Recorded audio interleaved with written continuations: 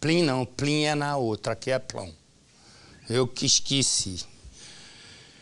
Rita e Cícero, mostra os dois.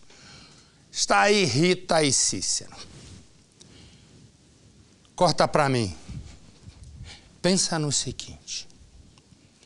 Pensa num casal que quando, né, eles ainda nem se conheciam, quando Rita olhou para aquele 3 com goma ali, nossa senhora, foi uma alegria e ele também. Por quê? Porque quando ela olhou, ela logo se apaixonou.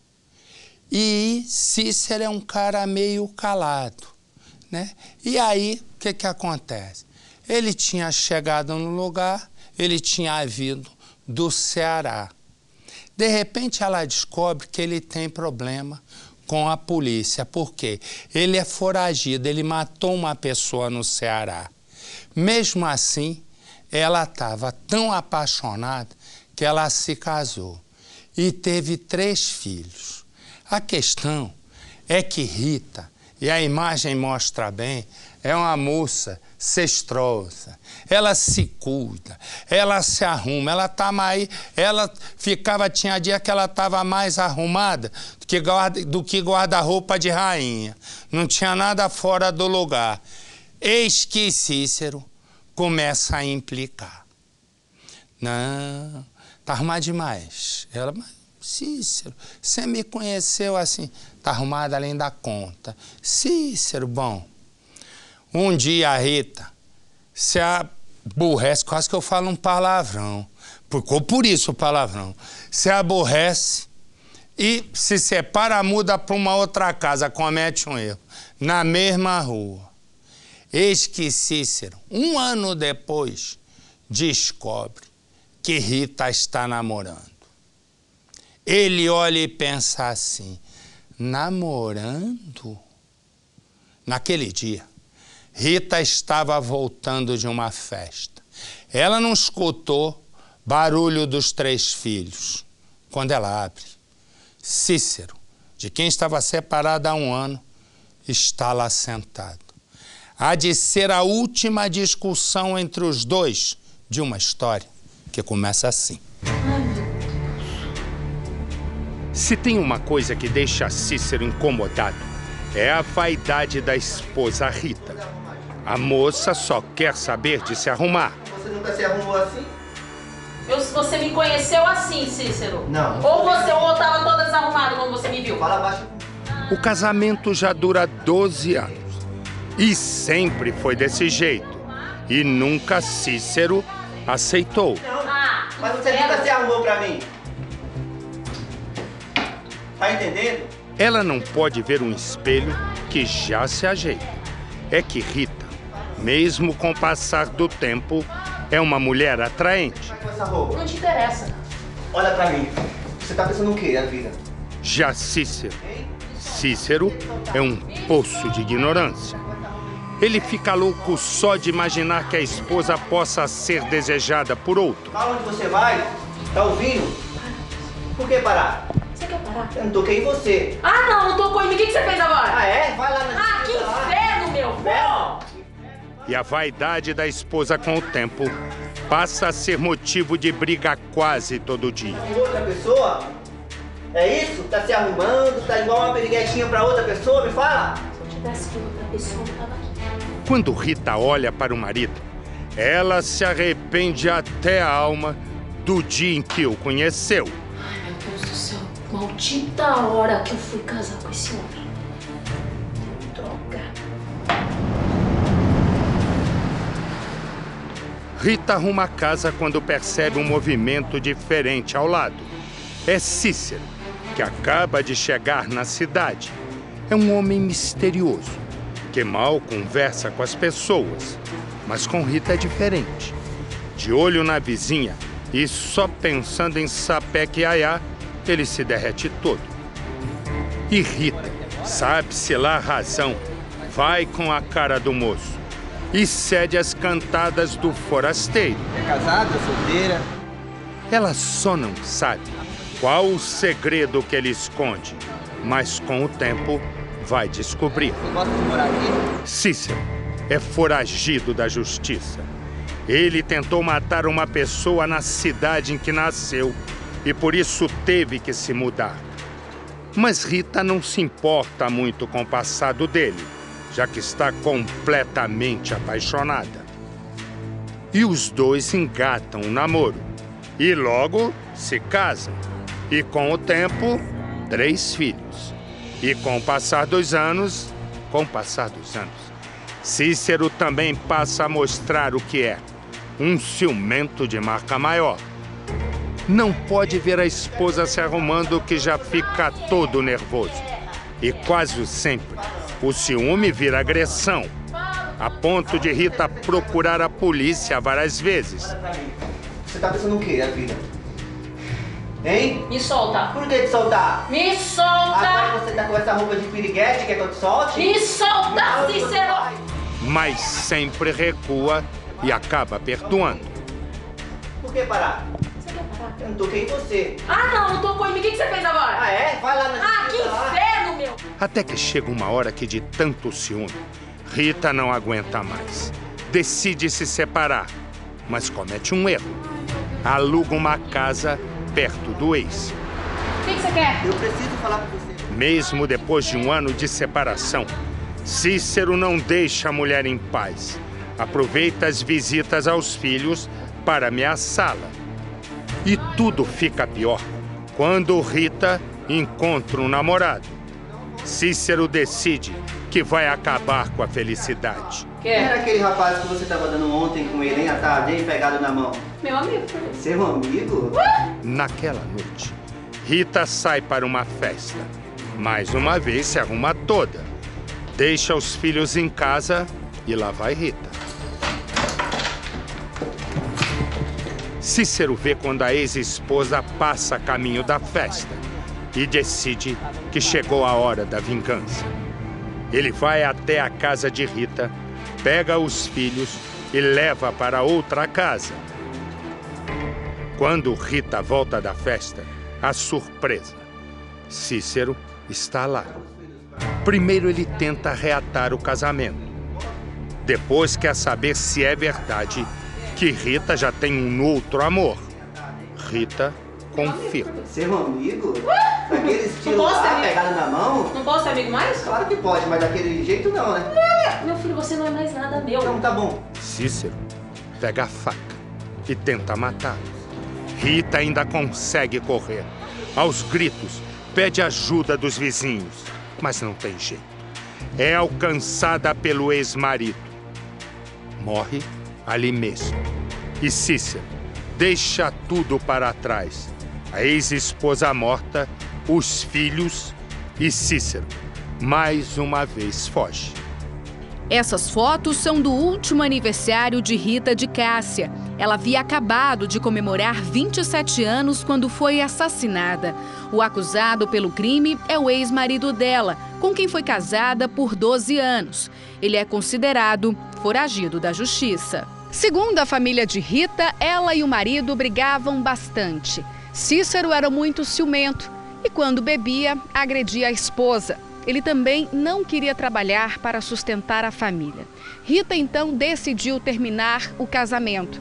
Ela alugou outra casa aqui na rua e foi morar com os filhos. Cícero foi contra a separação. Ele dizia: Rita, se você não ficar comigo, não vai ficar com mais ninguém. Mesmo morando em casas diferentes há um ano, Rita e Cícero se viam por causa dos filhos. Eles sempre se encontravam em festas da família. Nesses encontros, Cícero aproveitava para tentar reatar o casamento, mas Rita não queria mais se relacionar com ele. Nos últimos dias, Cícero soube que a ex-mulher estava namorando. A partir daí, as ameaças voltaram. Aí ele falava que não ligava, né? Mas pelas brigas, pelas coisas que ele falava, quando começava a discutir, a gente percebia, né? Que era por ciúme. Aí por aí eu já sabia, né? Porque ela estava namorando e que ele não aceitava, né? Separação foi perturbado, eles brigavam do mesmo jeito. Quando um ia na casa do outro, ele ia lá, brigava com ela do mesmo jeito. Há uma semana ele bateu nela, bateu nos filhos, que tem até o vergão nas costas de um dos meninos até hoje. E ela foi para Brasília registrar a ocorrência e a polícia estava de greve, aí ela voltou para cá. Foi o erro dela ter voltado para cá. Nós perguntou o que foi, ela disse que ele tinha batido nela, jogado ela em riba de uma cerca de arame. E ele tava bêbado, drogado, sei lá, alguma coisa ele tinha usado aquele dia. Na noite do crime, Rita saiu para ir a um aniversário. Ela deixou os filhos em casa dormindo. Cícero soube que ela havia saído. Veio até aqui, tirou as crianças e ficou lá dentro sozinho, aguardando ela voltar. Quando Rita chegou, já na madrugada, eles começaram a discutir. Discutiram por mais de meia hora. Os vizinhos ouviram toda a gritaria, mas não quiseram se meter na briga. Até que Cícero ameaçou matá-la com uma faca. Rita então saiu correndo, aqui pela rua, atrás de ajuda. Rita correu mais de 200 metros até pedir ajuda aos vizinhos que moram nessa casa. Mas não deu tempo de ninguém aparecer. Cícero matou a esposa aqui mesmo e depois fugiu, mato adentro. Quando nós saímos fora, já encontramos ela caída. Diz que antes dele matar ela, ela sofreu demais, porque ele bateu nela lá, tudo, os vizinhos escutou tudo. Clarice ainda tentou alertar a irmã sobre o ex-marido, mas ela não deu importância. Como eu tinha notado que ele já não estava normal, né? Eu liguei para ela e falei: Rita, minha filha, toma cuidado porque o pai de seus filhos está atrás de você e ele não está muito bom. Viu? E ela, tá, minha filha, porque ela sempre foi calma, sabe, tranquila. Não, minha filha, se preocupa não, tá tudo tranquilo. Rita chegou a prestar queixa contra o marido em 2012 e 2013, mas desistiu do processo. A polícia ofereceu a ela medidas protetivas e um abrigo. Eles brigavam demais, mas e ela também não acreditava que ele tinha coragem de matar ela, não. O irmão dela sempre desconfiou do jeito do cunhado. Chegou do Ceará do nada. Nós nem conhecíamos esse pessoal. Chegou a turma toda. Aí ela já quis namorar com ele. E eu, como meu pai tinha morrido, eu cuidava delas, eu era contra. Não queria, eu falei, nós não sabemos nem o que eles fez por lá, chegar todo mundo assim. E aí, mas ela não me ouviu não. Sempre encontrando escondido, tudo aí. Até a vez que ele bateu nela uma vez, eu morava ali numa casinha ali. E ela correu lá para casa e pediu para mudar para lá. Foi quando eu falei, não, você pode mudar para cá. Aí ela mudou, quando foi de noite, ela ia passando na rua, quando ele chamou ela. E aí eu fui lá buscar ela, foi da vez que nós brigamos.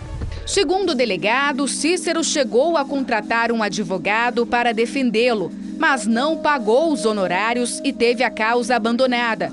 A polícia acredita que ele possa ter voltado para a cidade natal, Juazeiro, no Ceará. Lá, Cícero teria passagem pela polícia por tentativa de homicídio. As investigações já foram concluídas, mandado de prisão já foi expedido. Hoje ele é um foragido da justiça. Que ele pague pelo que ele fez.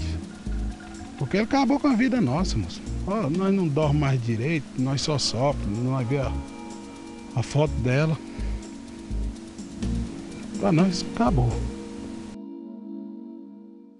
E essa é a imagem do homem que está foragido.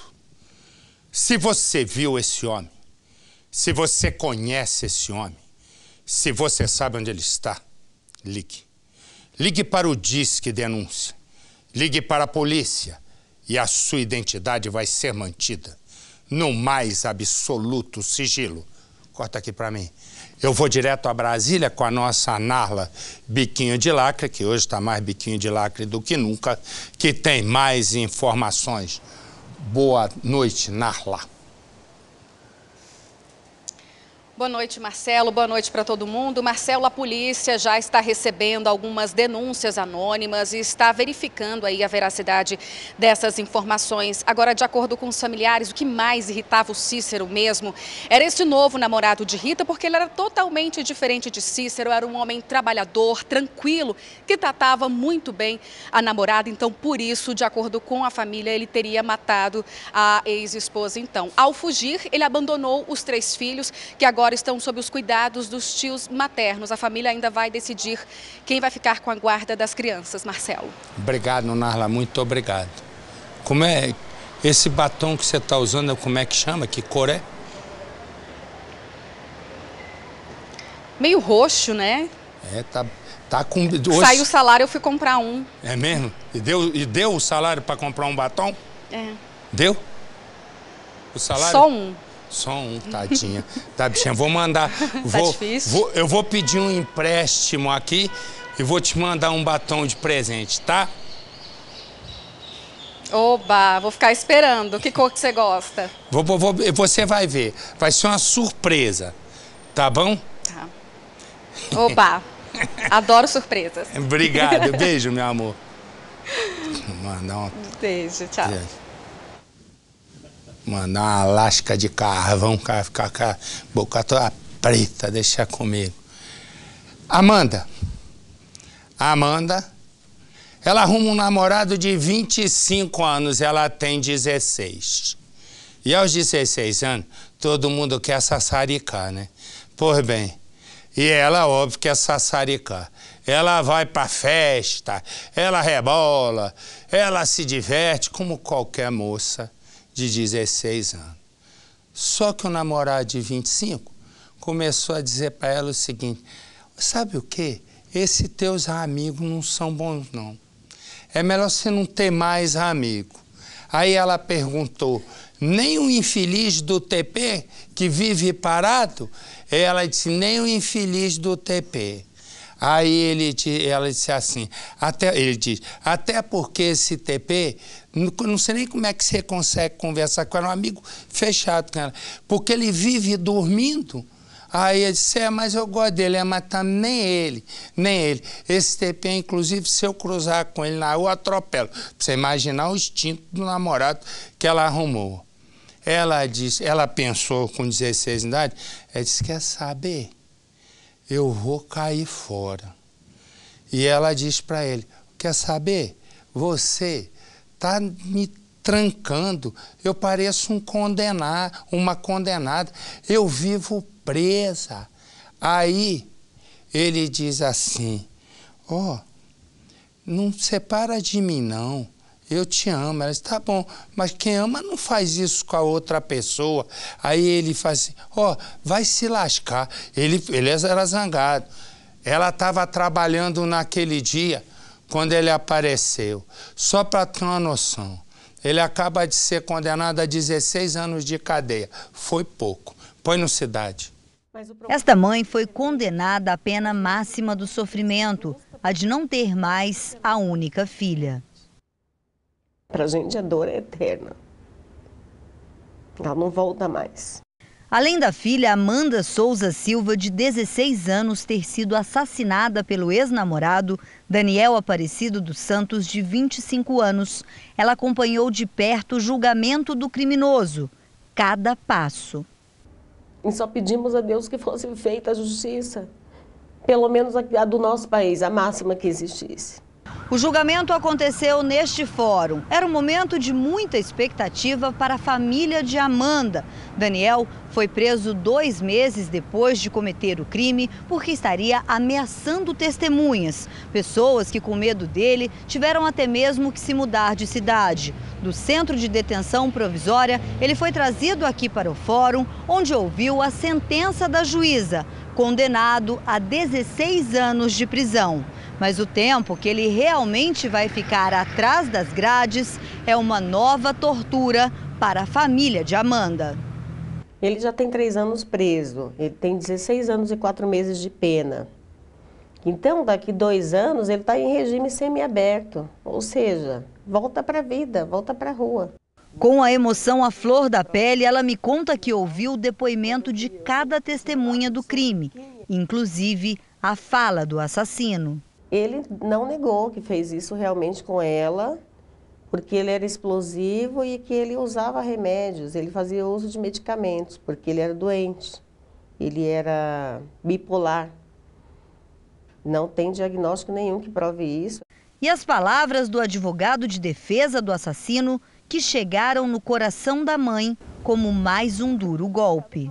Não, a gente só precisa dar uma pena simples para ele, porque foi só um crime, não foi, ele não matou 10, ele não é um dono de boca, ele não rouba bicicleta, ele não rouba apartamento, ele não faz nada disso, ele só tirou uma vida.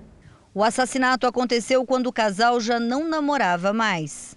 Amanda tinha terminado o namoro com Daniel há cerca de 2 meses, mas ele não aceitava o fim do relacionamento. No dia do crime, Daniel veio até esta avenida de bastante movimento aqui da Zona Sul de São Paulo, onde ficava a lanchonete que a Amanda trabalhava. Ele veio de motocicleta e estava armado. Estacionou a moto em frente à lanchonete. Ela estava do lado de dentro do balcão. Daniel entrou. Ela não teve tempo de defesa. Ainda tentou fugir, mas Daniel encurralou a moça na porta, local onde ele deu os tiros contra a ex-namorada. Amanda ficou caída no chão. Daniel fugiu. Logo depois do assassinato, a mãe da vítima foi para a lanchonete. No local, Jesuíta desabou. Uma câmera de segurança flagrou Daniel fugindo de moto depois de ter assassinado a ex-namorada. Ele postou, falou: hoje é o dia de aqui estou, aqui eu vou. Aí logo depois ele postou: estou tão gelado. Amanda namorou Daniel por quase 1 ano. As brigas entre eles eram frequentes. Daniel era possessivo e a beleza da jovem incomodava o homem ao extremo.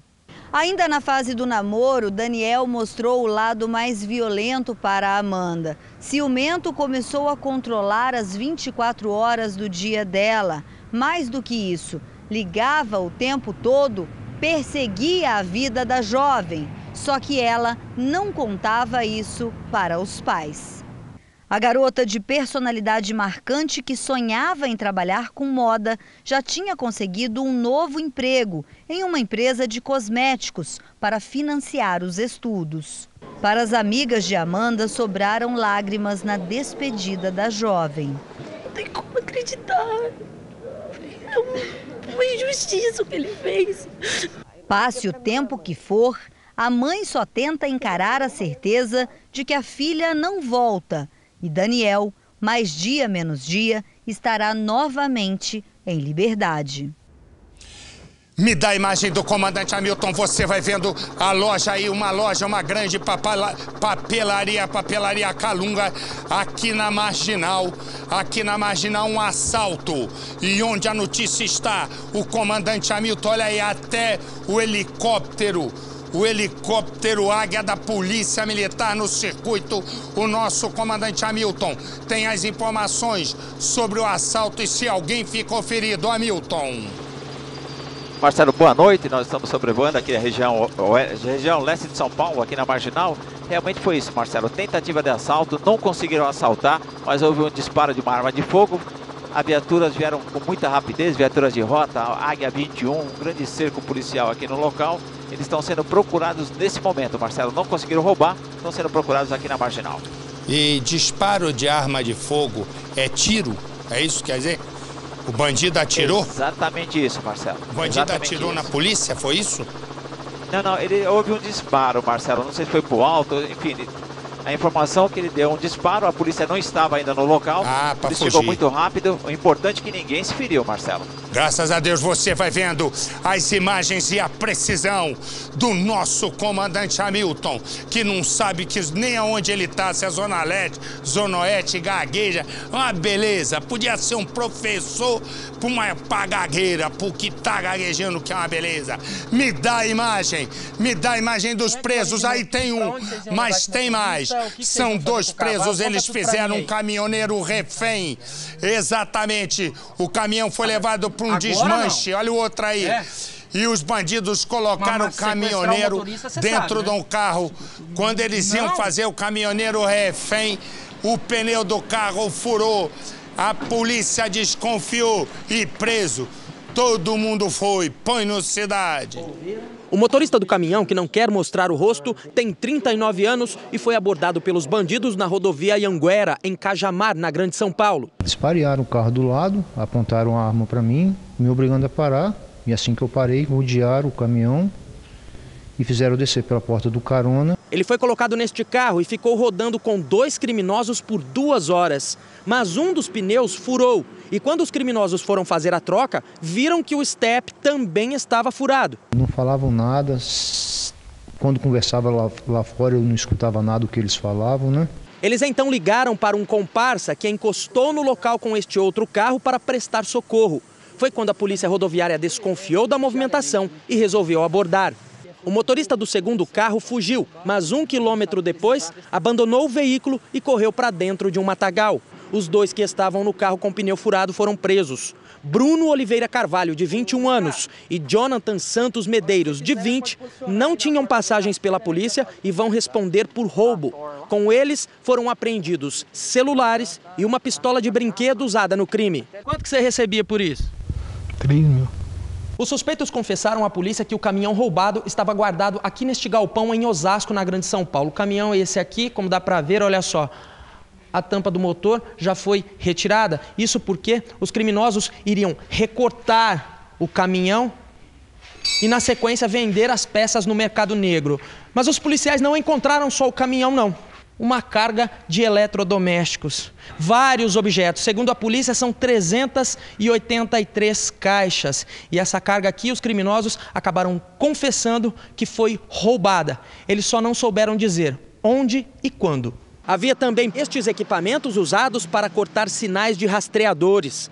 O galpão tem sistema de monitoramento por câmeras. Assim que viram os policiais do lado de fora, os suspeitos que desmontavam o caminhão fugiram por este buraco perto do telhado.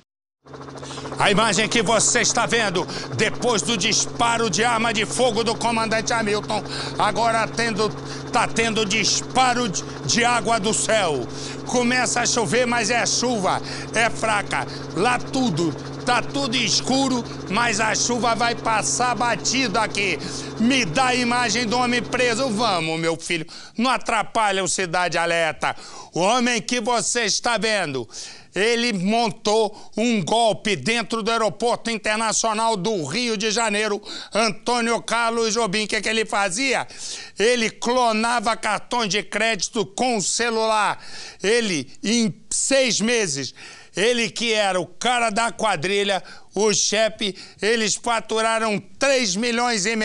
Ele estava no Sapequiaiá quando foi preso. Sapecaram ele no meio do Sapeca. Põe no Cidade. André Alves da Silva foi pego na casa da namorada, na Barra da Tijuca, zona oeste do Rio. Ele é apontado pela polícia como chefe de uma quadrilha de estelionatários, especializada em clonar cartões de crédito. É uma quadrilha que usa da tecnologia a favor do crime. De acordo com as investigações, o grupo agia no Aeroporto Internacional do Rio. Turistas estrangeiros em caixas eletrônicos eram as vítimas preferidas da quadrilha. 18 integrantes chegaram a ser presos no ano passado, mas foram soltos por ordem judicial. Segundo a polícia, o grupo instalava um dispositivo no caixa eletrônico e todas as informações dos cartões das vítimas eram clonadas através de um sistema de radiofrequência conhecido como Bluetooth. O recurso tecnológico transmitia todos os dados do chip direto para o celular do criminoso. A polícia estima que a quadrilha tenha faturado 3,5 milhões de reais em apenas 6 meses de atuação. Eles adquiriram televisões, carros de luxo, imóveis de luxo na Barra da Tijuca, todos eles identificados na operação.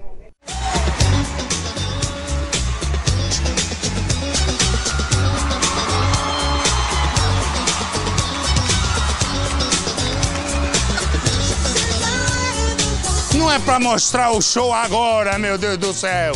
O show é pra mais tarde, mas abre o áudio. É no som. Olha lá, eu prestei essa música pro Michael Jackson. É no som que a gente vai. 2 assaltantes roubaram uma grana grande de um supermercado. Você vai acompanhar todo o ovo ao som, ó. Lá vou eu dançando, põe no Cidade. O jornalismo da Record teve acesso às imagens do circuito interno de segurança do supermercado. Uma das câmeras gravou a chegada dos 2 homens ao estabelecimento. Os bandidos passam minutos no local observando a movimentação dos funcionários. Eles disfarçam estarem interessados em algum produto do supermercado. O homem, que está sem boné, olha atento para o salão e pode ter notado esta cena registrada por uma outra câmera de segurança. É o momento em que o segurança repassa ao gerente uma sacola com toda a renda do supermercado. Mas a cena que mais chama a atenção é esta. O gerente caminha pelo supermercado sozinho, com R$22 mil nas mãos. Ele olha para trás e vê os dois homens. Para um pouquinho e logo é abordado pela dupla. O gerente repassa a sacola e os bandidos vão embora sem chamar a atenção de ninguém. O funcionário continua parado e só depois pede ajuda. Os ladrões saíram do supermercado sem serem incomodados. O assalto aconteceu por volta de 1h da tarde do dia 30 de agosto e foi registrado no mesmo dia na seccional da Sacramento. Só que quem está à frente do caso agora é a seccional da Pedreira, onde um dos diretores e os funcionários aqui do supermercado foram ouvidos. O gerente que aparece nas imagens sendo abordado pelos assaltantes também prestou depoimento e vai colaborar com as investigações. O diretor da seccional da Pedreira já descobriu que do lado de fora do supermercado, que fica na Avenida Pedro Miranda, outros comparsas davam apoio em um carro e não descarta a hipótese do crime ter sido planejado. Tentamos falar com o gerente do supermercado, mas ele não tinha autorização para gravar a entrevista. Me dá a imagem do comandante Hamilton nesse momento. O comandante Hamilton falava de um roubo, no roubo de uma das grandes papelarias aqui de São Paulo. Já tem carros parados. Define a lente, meu filho. Define a lente travada. Põe num ponto e fica, porque senão fica sambando. Quem samba aqui sou eu. Você vai vendo, já tem carro carro sendo parado, você vai vendo, comandante Hamilton, corta para mim, já eu volto no Hamilton. Esse homem, quem olha para esse homem, acredita que Charles é uma pessoa excelente, exatamente. Em qualquer lugar que ele passa, ele é extremamente gentil, extremamente calmo e sempre um homem afetuoso. Charles é um pedófilo. Pelo menos 5 crianças são vítimas dele. Entre as vítimas, 3 sobrinhos, exatamente. Crianças de 4 anos, 3 anos, 2 anos, além dos sobrinhos, 2 enteadas. E ele agora está foragido. Põe no Cidade. No momento em que a história dessa reportagem chegou às minhas mãos, eu tinha pensado num começo completamente diferente. Mas isso se transformou no momento em que eu fiquei frente a frente com esta mulher. Ela não vai aparecer, e digo sem rodeios, por vergonha, por medo principalmente e por receio. Isso porque a justiça no Brasil ainda não cumpriu completamente o próprio papel. O homem responsável por abusar sexualmente dos filhos dela, e foram 3, um de 2, um de 3 e um de 4 anos, na época, continua muito longe da cadeia, andando por aí. O relato desta mãe, que não vai mostrar o rosto porque se sente prisioneira, ao contrário do bandido que cometeu os crimes, é muito forte. Precisa ser ouvido e visto com cautela.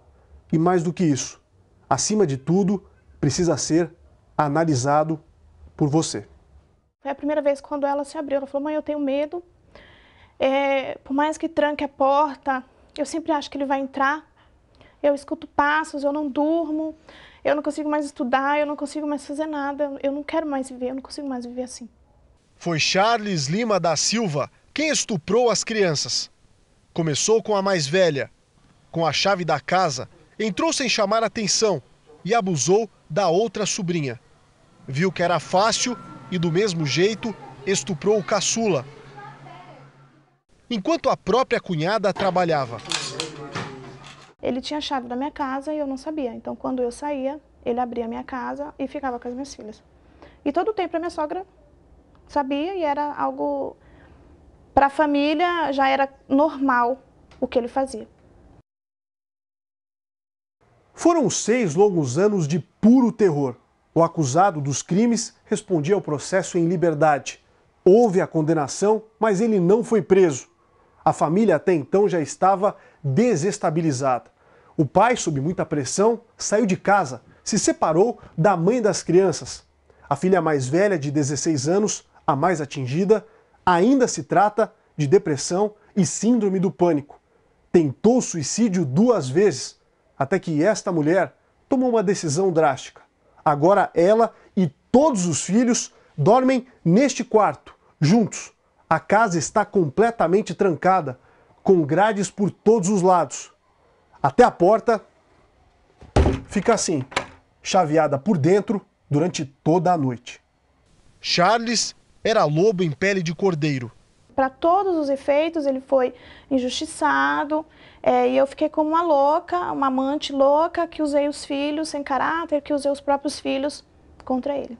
Enquanto nada era aprovado, acredite, o bairro condenou as crianças, que foram alvos de chacotas e discriminação.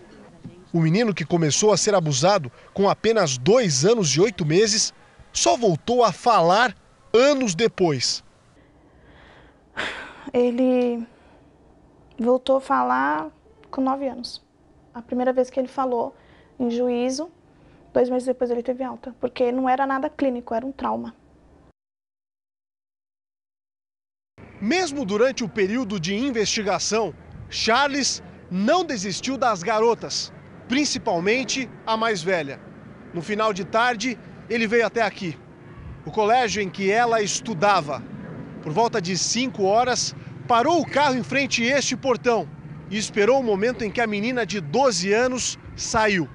Ele abaixou o vidro e tentou convencê-la a entrar. Chegou inclusive a ameaçá-la, segundo o depoimento que ela deu à polícia. Mas a garota resistiu. Correu naquela direção acompanhada de amigas e escapou. As fotografias que você viu até agora são do casamento de Charles, o segundo. Separado e diante do escândalo, até então não comprovado, ele conquistou a vizinha e amiga da família, que era bem mais nova. Num dia cortou o bolo e trocou alianças. No outro, não segurou a sede criminosa. A jovem tinha 2 filhas e não pense que elas escaparam. Elas me falaram que de madrugada, quando eu estava dormindo. E elas deixavam mesmo a porta com alguma coisa encostada, mas eu achava que era só por conta de privacidade. Mas aí não era, era por conta disso. Era para tentar pelo menos com que ele não entrasse. Ou que fizesse barulho para elas acordar, antes dele entrar e mexer com elas. A garota mais velha tinha só 12 anos quando foi violentada. Hoje, se esconde no interior, com medo do próprio passado. Quando tudo foi provado e a prisão enfim decretada, era tarde. Ele sumiu de casa e eu não vi ele fugindo. Deixou tudo para trás? Tudo. Deixou documento, deixou as roupas, livro, deixou tudo que era dele na minha casa e sumiu. E aí eu não tenho mais contato com ele desde então. 7 anos se passaram. 7 anos. Na conta trágica estão 2 famílias. 5 crianças com idades entre 2 e 12 anos. Todas com acompanhamento psicológico e rotinas distorcidas. A sensação é como que uma pessoa sozinha pode destruir tantas vidas e ficar impune. Charles Lima da Silva, que hoje tem 44 anos, continua solto e pode ter feito mais vítimas. Eu quero falar de futuro, de cura, sabe, da depressão, de dias melhores, sabe, de alegria. E acho que ele não merece nem ser dito o nome de algo tão ruim. E este é o homem que está foragido. Se você viu esse homem, se você conhece esse homem, se você sabe onde ele está, ligue. Ligue para o Disque Denúncia. Ligue para a polícia e a sua identidade vai ser mantida no mais absoluto sigilo. Corta para mim. Este chama-se Pichote. Pichote é um traficante e você vai ver ele tentando negociar a devolução de armas que um PM tinha tomado da quadrilha dele, um fuzil e 2 pistolas. A negociação foi gravada. Pichote agora está preso e vão sacudir o coqueiro dele para ele contar quem é o policial. Põe no Cidade. A negociação envolve um dos traficantes mais perigosos da região metropolitana do Rio, Wallace Soalheiro, o Pichote. Eu já estou veterano, cascudo. Eu quero mais ficar de guerra, tá ligado? A gente tem a mesma visão de empresário. Claro, cara, eu também é essa. Sozinho, olhando aí, 1, 2, 3, 5, 10. Não é porque eu quero me exibir pra comer o maior medo. Aí tem a cadeia, parceiro. Os PMs que seriam do batalhão de São Gonçalo combinam até apreensões falsas. Eu umas paradas lá que eu tenho que meter um cão lá pra ficar bonito no jornal. A finalidade tanto minha quanto a tua, da minha para nossa família. O policial também negocia a devolução de armas apreendidas por outros PMs. Na minha responsa, daquelas paradas que ficou lá, pau grande e 2 pequenas. Eu quero de volta, correr aí, quanto você puder fazer aí, eu vou pagar na hora. Pichote foi preso em fevereiro, acusado de tráfico de drogas e homicídio. O traficante foi atirador de elite do Exército, mas acabou cooptado pelo crime organizado. A polícia quer a ajuda de Pichote para saber quantos e quem são os policiais militares flagrados nas escutas telefônicas. O traficante recebeu oferta de delação premiada e redução da pena para apontar o nome dos envolvidos no esquema de corrupção. A quadrilha de Pichote estaria por trás de pelo menos 400 mortes.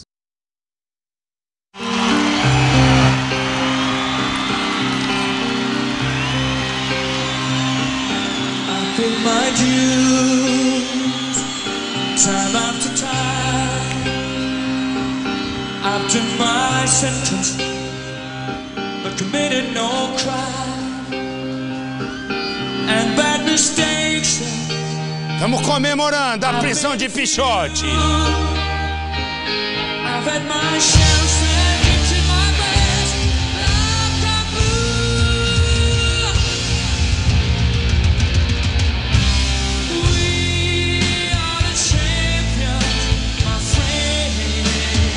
Repara, diz a polícia.